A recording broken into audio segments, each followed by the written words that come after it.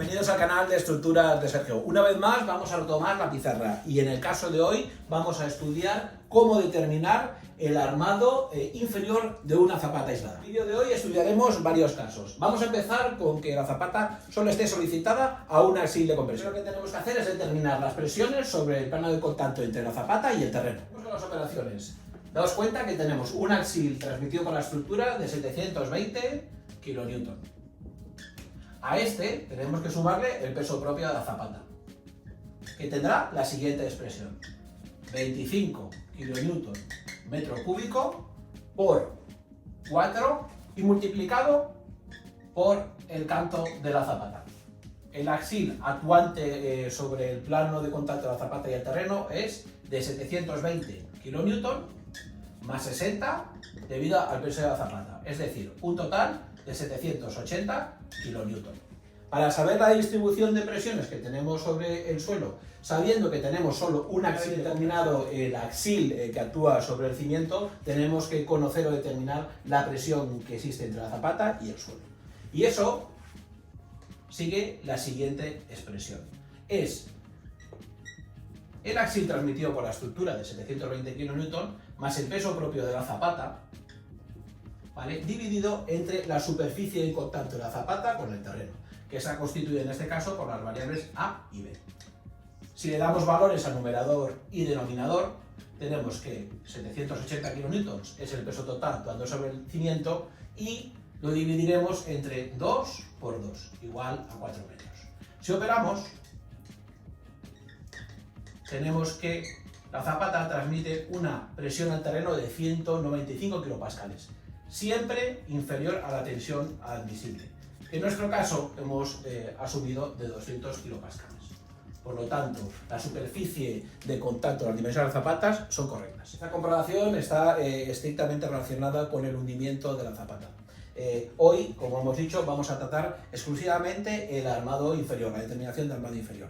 Para otro vídeo dejaremos cómo determinar el deslizamiento y el vuelco de una zapata frente a las acciones que actúan sobre ella. Muy bien, pues como hemos dicho, una vez determinada la presión transmitida por la zapata, el objetivo del vídeo de hoy es determinar cuál es la cuantía de armado inferior del elemento de cimentación. Daos cuenta que cuando el pilar punzona la zapata tiende a deformarse de esta forma, ¿vale?, al contacto contra el terreno. El terreno intenta que flecte en este sentido. Eso genera, como veis, unos esfuerzos de tracción, que es la armadura que pretendemos determinar, y también unos efectos de compresión aquí justo debajo del pilar. Aquí, como veis, se genera un par resistente. ¿Cómo podemos dimensionar la armadura? Pues podemos hacer una pequeña asunción, ¿no?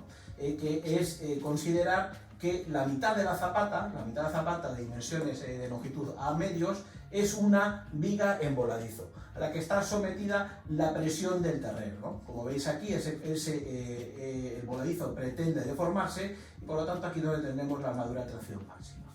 Para considerar qué carga empleamos en ese voladizo, recordad que siempre la tensión que hemos obtenido en el terreno que está en servicio tiene que ser multiplicado por un coeficiente de mayor de esfuerzos para pasarlo en estado límite último. Por el lado de la seguridad hemos adoptado 1,5. Por lo tanto, el valor con el que tenemos que calcular el momento de empotramiento del vuelo de la zapata justo en su eje es de 300 kilopascales.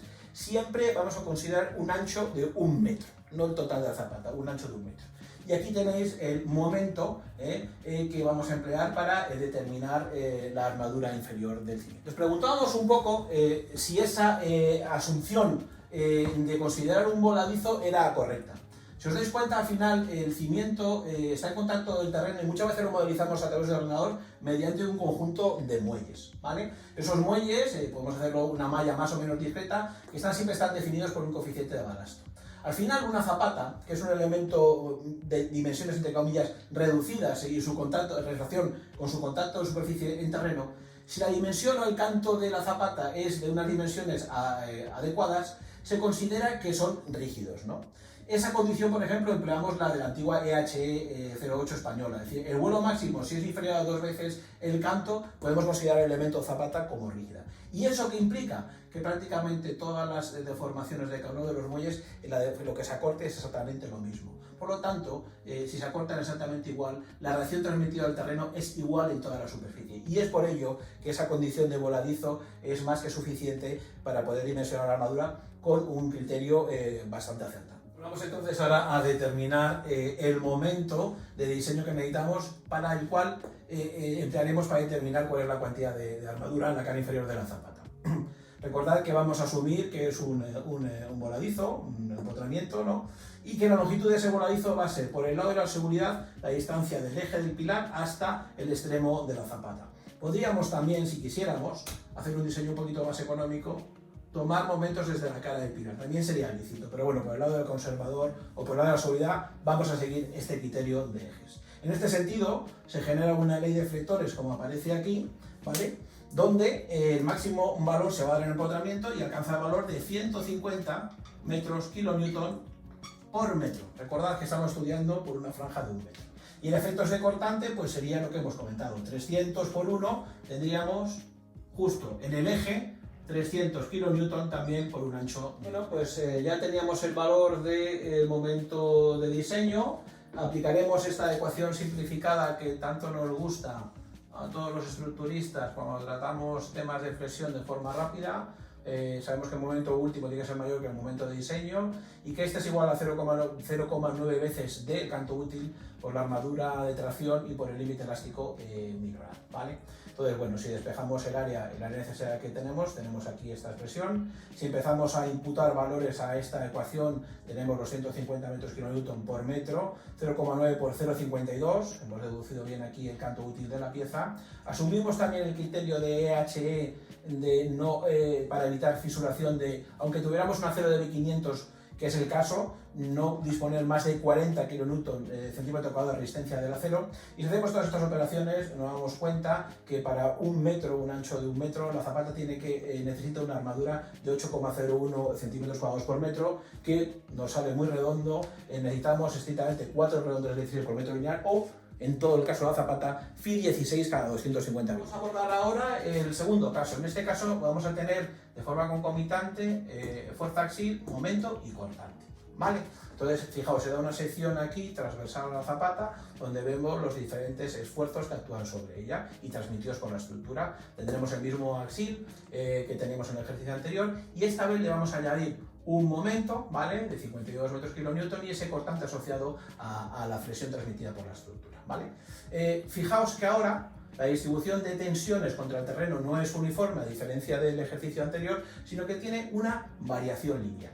Y tendremos que obtener, para definir esta variación lineal de presiones, los valores de tensión máximos, mínimos transmitidos y el valor medio justo en el eje de la zapata. Para la determinación de esos valores de tensión máxima, media y mínima necesitamos, ¿vale?, si damos una sección transversal a la zapata, la superficie de contacto. Bueno, la superficie de contacto es trivial, si las dos dimensiones son de lados iguales, pues es al cuadrado. Pero también necesitamos el módulo resistente, ¿vale? Si consideramos este eje, ¿vale?, de giro, ¿vale?, sobre el que está aplicado el momento, pues le llamaremos módulo resistente respecto al eje X. Y este es igual al momento de inercia de la sección, ¿vale?, de toda esta sección cuadrada, dividido entre la mitad de esta dimensión, a medios, ¿vale? Vamos a deducir estos valores, ¿de acuerdo? Directamente decimos que el momento de inercia, el segundo momento de inercia de una sección cuadrada es a la cuarta partida de 12 y a medios. Si operamos, vemos que el módulo resistente es a cubo partido de 6 para una sección cuadrada. Bueno, el valor de tensión mínima, que es el valor opuesto, es exactamente igual que la expresión que hemos expresado o hemos escrito arriba, pero con el valor menos, ¿vale? Recordad que tenemos MSK más el cortante VSK multiplicado por el canto y dividido por el módulo resistente. Recordad que siempre esa distribución de tensiones la estamos tomando en este punto de aquí, en el plano del contacto del tecimiento y el terreno. Por eso tenemos este brazo que incluir el momento de vida cortante. Nos queda ya calcular la tensión media, que es exactamente igual que la tensión calculada hace unos momentos y en el que tenemos todo el axil dividido entre la superficie de contacto de la zapata con el terreno. Pues un poco de inciso también, ¿no? Porque nos planteamos aquí y decíamos, oye, pero la ecuación esta de tensión máxima o mínima, Sergio, ¿es válida siempre en todas las ocasiones? Es válida siempre y cuando la excentricidad que tengamos en la zapata, es decir, la división entre el momento y el axil actuante, sea siempre inferior a 1/6 el lado de la dimensión de la zapata. ¿Qué significa esto del sexto? Bueno, pues claro, que la excentricidad siempre debe estar dentro del núcleo central de inercia. Si esa excentricidad da resultado que sale de ese núcleo central de inercia, eso significa que hay parte de la zapata que se va a despegar y que no está en contacto con el terreno. Y por lo tanto, esta ecuación no podría ser empleada. En otro vídeo hablaremos de qué pasa y cómo actuamos cuando tenemos un despegue en zapatas. Muy bien, pues importante, ¿no? Hemos dicho que tenemos que saber si la ecuación que tenemos de flexión compuesta es la correcta, es decir, que no hay despegues en cimentación, y como hemos dicho es que la excentricidad sea inferior a un 1/6 de la dimensión del lado de la zapata, ¿no? Para que no saque el núcleo central de inercia. Esto es correcto, ¿vale? No hay problema, podemos empezar a emplear estas ecuaciones.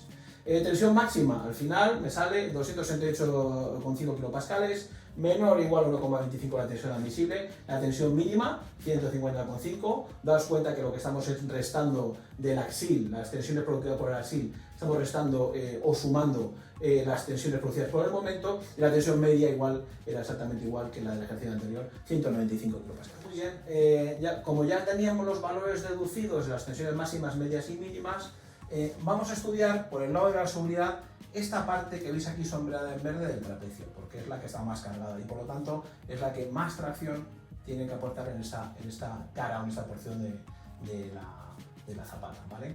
Podemos hacer dos cosas, dos procedimientos. Uno de ellos es calcular directamente la resultante de todo este volumen o este paquete de tensiones. Recordad siempre que estábamos trabajando en servicio y por lo tanto también de forma conservadora tenemos que aplicar un coeficiente de seguridad de 1,5 y obtendríamos esta resultante, ¿vale? Y esta resultante la tendríamos a una distancia desde el centro de la zapata a una distancia X, ¿vale? Bueno, pues sabéis que también tenemos fórmulas para determinar cuál es el centro de la gravedad de la zapata de ese trapecio, pero en la resolución del ejercicio, de forma un poquito más rápida, más completa, hemos decidido que ese trapecio lo vamos a dividir en la parte uniforme, ¿vale? De tensiones, más esta esquinita que tenemos aquí, ¿vale? Pues al final, este caso es exactamente el mismo que teníamos en el ejercicio anterior, o sea que la contribución de la parte uniforme son esos 150 metros kilonewton por metro, y este piquito, el que digamos que termina de hacer esa variación lineal y la tensión en punta de la zapata, ¿vale? Pues tenemos un triángulo que está su resultante a 2/3, ¿vale? Del eje de la zapata, y como veis al final aporta un momento de 21,75. La suma de estos dos momentos, la suma con la que obtenemos el momento que nos dará la armadura necesaria en la zapata, alcanza el valor de 171,75 metros. Pues de la misma forma que hemos procedido también anteriormente, en el caso del solo axil, pues hemos aplicado nuestra ecuación simplificada y de ella, para ese momento de diseño, ¿vale? Que es algo mayor que el caso de uniforme de carga o de presión uniformemente distribuida, nosotros tenemos una cuantía de acero por metro que es algo mayor al caso anterior, ¿no? Entonces, bueno, pues esos 9,08 lo podemos cubrir con 5 redondos de 16, que prácticamente son esos 10 centímetros cuadrados por metro, y a lo mejor la parrilla que podríamos plantear, una alternativa es hacer Fi 16 cada 200, por supuesto, en las dos direcciones, es un vallado. Recordad también que nos quedaría hacer las comprobaciones de cortante o de punzonamiento si la zapata es flexible, o de canto. Con el nuevo código estructural hay que hacerlo. Pero bueno, eso ya lo trataremos en otro día. También comentaros que de forma habitual no suele dimensionar casos habituales de cimentaciones.